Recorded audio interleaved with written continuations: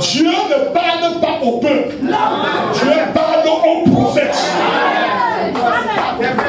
Parce que Dieu, c'est le grand esprit. Il punch. Et lorsqu'il exprime sa pensée, de quelle manière exprime-t-il? Au travers des lèvres d'un homme. C'est pourquoi on dit que le prophète est la bouche de Dieu. Il dit à Moïse, je plaçais ma parole dans ta bouche. Il dit à Jérémie, je plaçais ma parole dans ta bouche. En quelque sorte, Jérémie égale la bouche de Dieu. C'est même la large bouche de Dieu. Ce prophète, c'est la bouche de Dieu. Amen.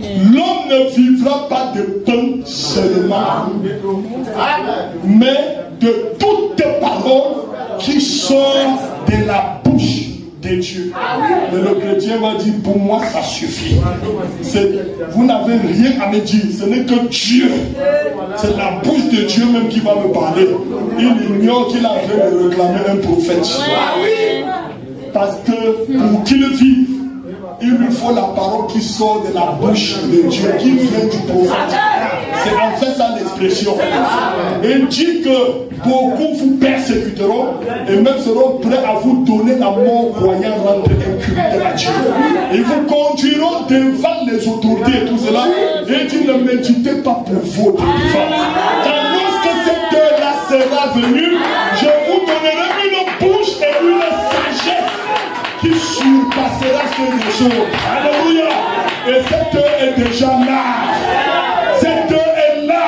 Le message de l'heure face aux autorités. Oui, Jésus-Christ face aux autorités. Chrétiens, ne vous en faites pas. N'allez pas chercher les secours et la sécurité quelque part. Car Dieu savait que cette heure de la tentation allait venir. Et comme l'heure est là, ne vous en faites pas. Dieu nous a donné une bouche. Dieu nous a donné une sagesse, la révélation. La parole de Dieu dit la révélation de tes paroles est claire et elle donne de l'intelligence au sein.